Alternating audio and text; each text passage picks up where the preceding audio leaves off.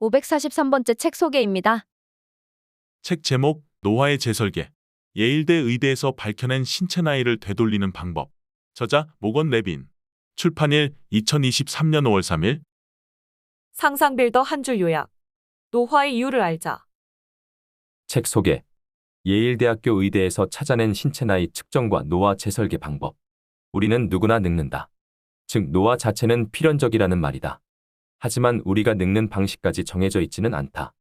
예일대학교 의대에서 노화를 연구해온 모건 레빈 박사는 우리가 노화의 어떤 경로에 있고 얼마의 속도로 가고 있는지를 알 때 늙는 방식을 재설계할 수 있다고 주장한다. 즉 자신의 현재 상태를 객관적으로 정확하게 측정할 때 자신에게 딱 맞는 재설계가 가능하다는 것이다. 레빈 박사는 노화에 대한 객관화 방안 연구를 통해 찾아낸 신체 나이를 바탕으로 노화에 대한 접근 방식과 이에 대응하는 방법을 새롭게 제시한다.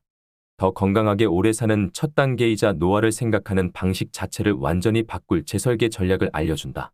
모건 레빈 박사는 이 책 노화의 재설계가 미국에서 출간된 이후 제프 베이조스, 유리 밀러 등이 30억 달러 투자한 알토스랩 아우터스랩 창립 수석 연구원으로 자리를 바꿨다. 알토스랩에는 노화 관련 연구로 노벨상을 받은 4명의 노벨상 수상자가 함께하고 있으며 레빈 박사는 그곳에서 노화를 늦추거나 되돌리기 위한 신체 나이 측정법의 개발을 계속하고 후속 유전학적 시계에 대해서도 연구할 것으로 알려졌다. 이 책은 알토스랩 연구의 시발점이라고도 할 수 있다. 책에서 얻은 내용. 노화를 측정하는 새로운 기준의 탄생. 신체 나이를 통해 당신의 노화 수준을 측정하고 재설계하라. 인구 노령화가 진행되면서 노화에 대한 관심도 매우 커지고 있다. 노화를 질병으로 보며 치료해야 한다거나 노화를 되돌려 젊음을 되찾을 수 있는 방법을 찾아야 한다고 주장하며 각종 연구를 쏟아내고 있다. 하지만 이런 연구들이 효과가 있는지 명확하게 알려면 먼저 노화를 측정해 우리가 노화의 과정 중 어느 위치에 있는지를 객관적으로 판단할 수 있어야 한다. 예일대학교 의과대학 병리학 교수이자 같은 대학 생체시스템 노화연구소의 책임자로 일하며 노화를 재설계하는 방법에 대해 고민하던 모건 레빈 박사는 제일 먼저 필요한 것이 노화를 측정하는 제대로 된 기준을 마련하는 것이라고 보았다. 자신의 현재 상태를 객관적으로 확인할 방법을 찾으면 어떤 요법을 사용했을 때 자신에게 효과적인지 역시 제대로 판단할 수 있게 되기 때문이다. 노화를 객관적으로 측정할 수 있는 방법을 찾던 모건 레빈 박사는 우리가 매일 사용하는 나이에 집중했다. 우리에게 익숙한 나이는 생일을 지날 때마다 하나씩 늘어가는 숫자 나이다.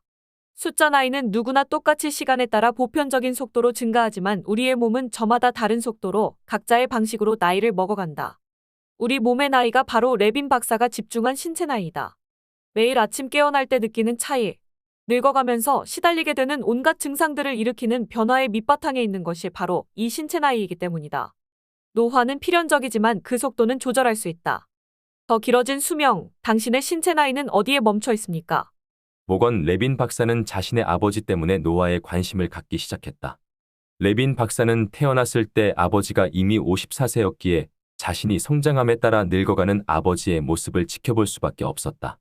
대부분의 아이들이 부모님이 사라진 세상을 상상하지 못하는 7살 때 이미 나이 드신 아버지가 언제든 돌아가실 수 있다는 두려움에 떨었고 그 두려움이 결국 노화에 대한 관심으로 이어진 것이다.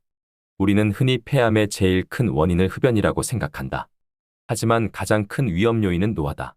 미국의 국립암연구소에 따르면 20대의 폐암에 걸릴 확률은 20만 명 중 1명에도 못 미치지만 70대엔 800배가 높아진다. 그 이유는 70세와 20세의 폐 조직이 본질적으로 다르기 때문이다. 이런 현상은 비단 폐에만 국한되지 않는다. 몸의 거의 모든 기관과 조직, 세포 유형에도 적용된다. 시간이 지남에 따라 우리의 몸은 예전과 달라진다. 하지만 확실한 것은 시간의 경과에 따라 몸이 변해가는 속도는 사람에 따라 다르다는 것이다. 레빈 박사와 생체시스템 노화연구소 연구원들은 특히 숫자 나이보다 신체 나이가 더 많은 사람들이 다양한 질병에 걸리고 사망 위험도 높은 경향이 있다는 것을 확인했다. 예를 들어 예일암센터와 공동으로 진행한 연구에서는 유방암에 걸린 여성의 유방 조직이 그렇지 않은 여성보다 생물학적으로 더 나이 먹은 듯 보인다는 것을 발견했다.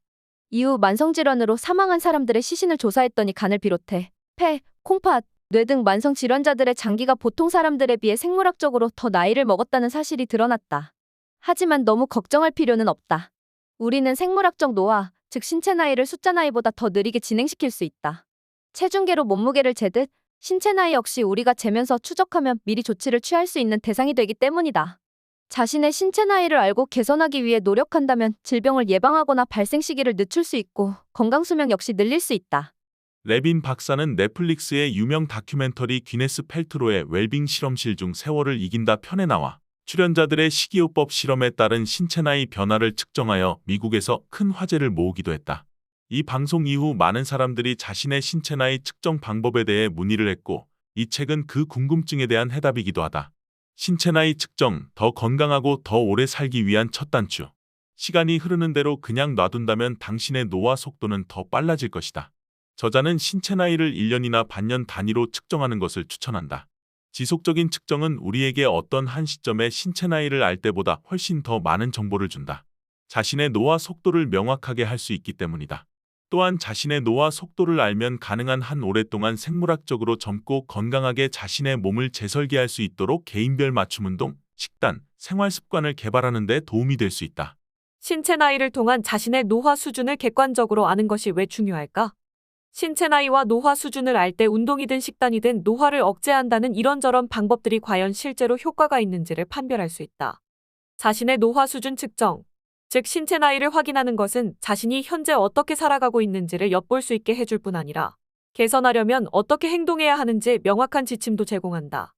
과학 전문 번역자이자 저술가로 유명한 이한음 역자의 말처럼 이 책은 젊어진 기분이 든다거나 피부가 좋아졌다 같은 주관적인 평가가 아니라 객관적인 기준에 따라 체계적인 방식을 택할 때 진정으로 신체 나이를 젊게 유지할 수 있다는 점을 설득력 있게 제시한다. 독자들은 이 책에서 신체 나이라는 것이 무엇인지, 어떻게 측정할 수 있는지와 더불어 신체 나이를 되돌려 노화를 재설계하는 방법까지 볼 수 있을 것이다. 자기 자신에 관해 새로운 무언가를 알게 된다는 사실은 그 자체로 흥분을 불러일으키지만 정말 중요한 것은 그 지식으로 무엇을 할 수 있느냐다. 우리는 시간을 되돌릴 수 있을까? 과학자들이 노화를 늦출 방법을 찾아내기 위해 연구하는 동안 우린 마냥 앉아서 기다려야 할까? 그럴 필요는 없다. 우리 각자가 지금 당장 할 수 있는 것들이 있으며 일단 자신의 검사 수치를 안다면 사실상 어떤 선택이 자기 자신을 돕는지 판단할 방법을 얻은 셈이 된다.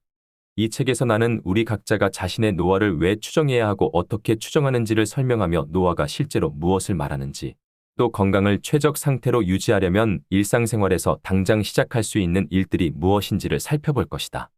아직 모든 답을 알고 있진 않지만 우리는 더 건강하고 더 오래 사는 데 도움이 될 첫 단계를 취함은 물론 노화를 생각하는 방식도 바꿀 수 있다.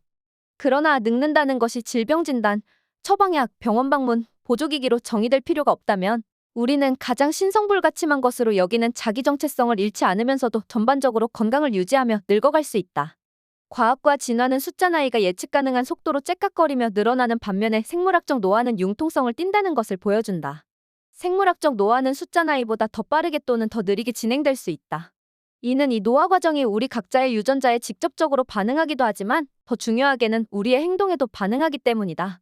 생물학적 노화의 지연과 건강 사이의 이 연관성 때문에 노화 과정을 7년 늦춤으로써 70세의 신체 나이를 평균 63세로 유지할 수 있다면 거의 모든 주요 질환의 사망 위험률이 절반으로 줄어들 것이라 추정된다.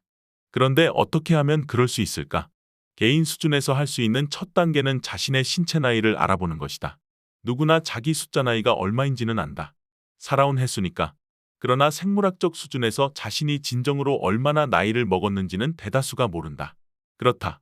우리는 외모, 활력, 의사의 진찰 결과 같은 것들을 토대로 나름 가정할 수야 있지만 일상적 활동들이 미치는 영향을 파악하는 것은 그것들만으론 부족하다. 자기 신체 나이를 과학적으로 정확히 알면 우리는 자신의 건강과 안녕을 흥분되는 새로운 방식으로 관리할 수 있는 위치에 있게 된다. 신체 나이를 측정한다면 우리 각자는 자신의 독특한 노화 과정이 진행되는 커튼 뒤를 엿볼 수 있을 것이다. 그럼으로써 더 오래, 그리고 가장 중요하게는 더 건강하게 살아갈 방법을 찾아낼 수 있는 길이 열린다. 그러나 그것의 성공 여부는 우리가 최적화하려는 것이 정확히 무엇인지를 명확히 정의하는 데 달려있다. 노화를 늦추고 건강을 증진시키는 것 둘 다 추상적인 상태처럼 보이는 이 목표라면 자신의 식단이나 운동 계획이 스스로에게 딱 맞는지의 여부를 어떻게 판단할 수 있을까? 사실 최근 들어서 노화 연구 분야에서는 노화 자체를 질병으로 정의하기에 이르렀다. 노화를 표적으로 삼거나 치료할 수 있는 것으로 선포하기 위함이다.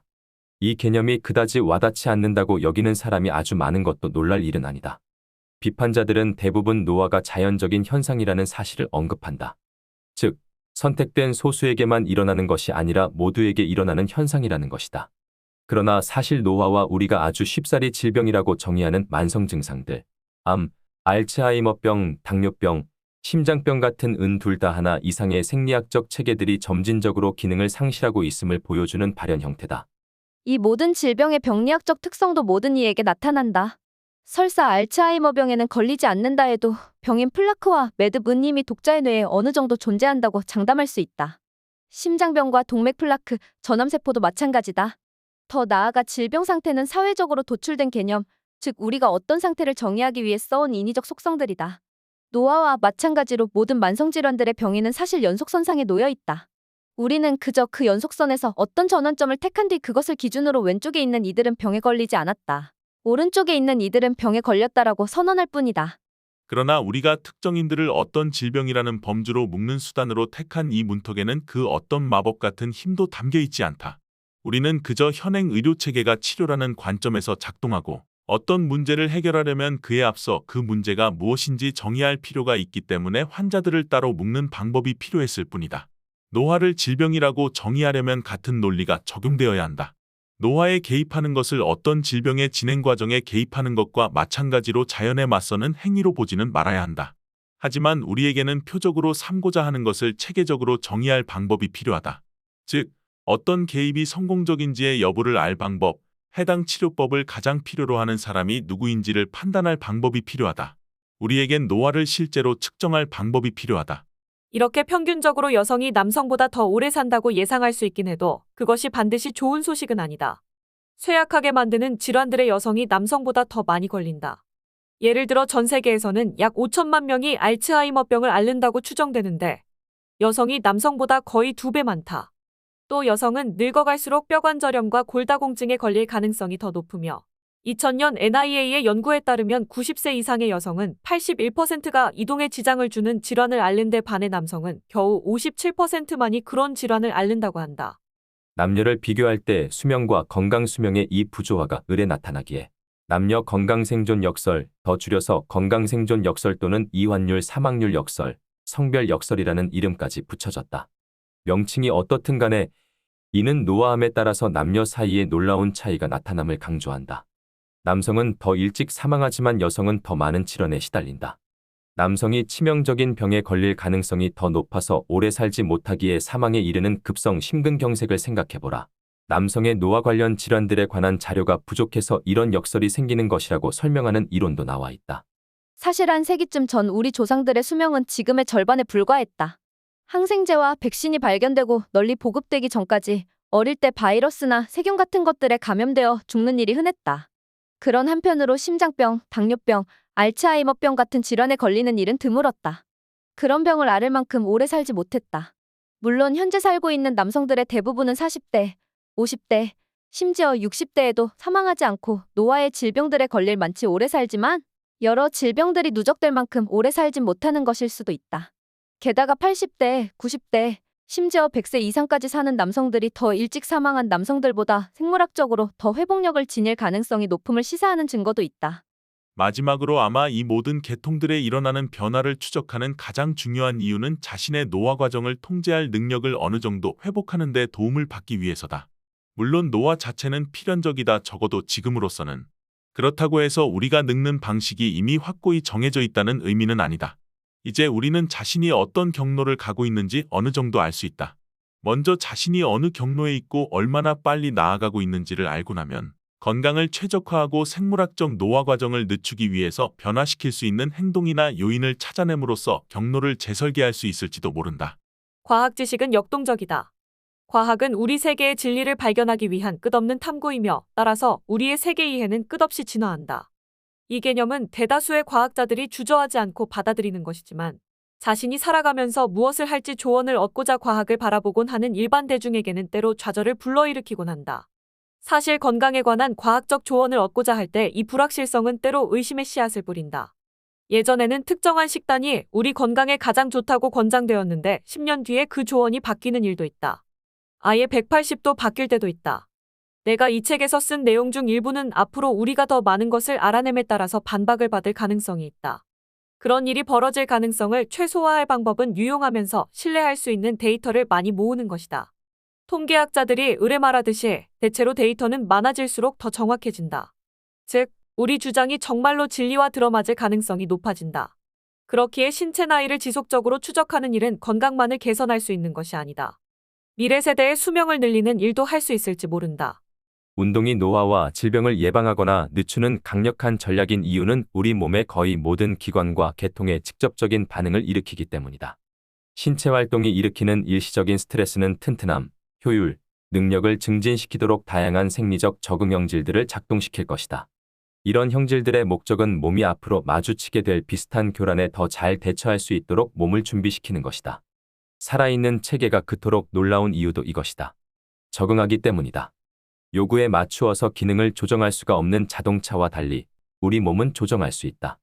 그리고 우리 몸에 더 튼튼해지라고 신호를 보낸다면 몸의 전반적인 복원력도 필연적으로 향상될 것이다. 독일 철학자 프리드리 니체의 말을 빌리자면 죽지 않을 정도의 시련은 우리를 더 강하게 만든다. 그러나 이 책의 일부에서 말했듯이 노화는 다차원적이다. 우리 모두는 하나의 궤적을 나아가는 것이 아니며 어떤 방향으로 변화가 일어날 가능성이 더 높은지도 사람마다 다를 것이다. 우리 연구실은 이를 정량적으로 모형화할 수 있었다. 사람의 혈액에서 측정한 수천 가지의 변수를 살펴봄으로써 서로 다른 노화 궤적들을 구별할 수 있었다. 어떤 이들은 대사 쪽이 더 빨리 변하는 경향을 보이는 반면 어떤 이들은 면역 기능 쪽이 더 빨리 변화할 것이다. 노화의 과학이 발전을 거듭한다는 것은 홀로 고민할 필요가 없다는 의미이기도 하다. 이 책의 주된 목표 중 하나는 우리 각자가 자신의 노화 과정에 영향을 미칠 수 있다는 점을 역설하는 것이지만 나는 약물을 써서 노화에 개입하려는 분야에서 이루어진 놀라운 발전을 언급하지 않는다면 그것도 부당하다고 느낀다. 나는 독자가 그런 약물에서 위안을 찾기보다는 의욕을 느끼기를 원한다. 저자 소개. 저자 모건 레빈. 대학 대학원 교수. 의사의료인.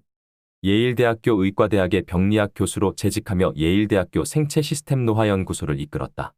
미국에서 이 책을 출간한 이후 유리 밀러와 제프 베이조스 등이 30억 달러를 투자한 새로운 노화 방지 생명공학 스타트업 알토스랩의 창립 수석 연구원으로 합류해 생물학적 노화를 연구 중이다. 특히 생물정보학을 활용하여 노화 과정을 정량화하고 생활 방식과 약물이 노화 속도를 어떻게 바꾸고 우리 몸을 재설계할 수 있는지를 연구하고 있다. 노화와 장수 분야를 이끄는 연구자로서 CNN, 가디언, 타임, 뉴스위크, 허핑턴 포스트, BBC 등의 미디어에서도 자주 볼 수 있다. 넷플릭스의 유명 다큐멘터리 귀네스 펠트로의 웰빙 실험실 중 세월을 이긴다 편에 나와 출연자들의 식이요법 실험에 따른 신체 나이 변화를 측정한 것이 미국에서 큰 화제를 모으기도 했다. 지금까지 상상빌더였습니다. 감사합니다.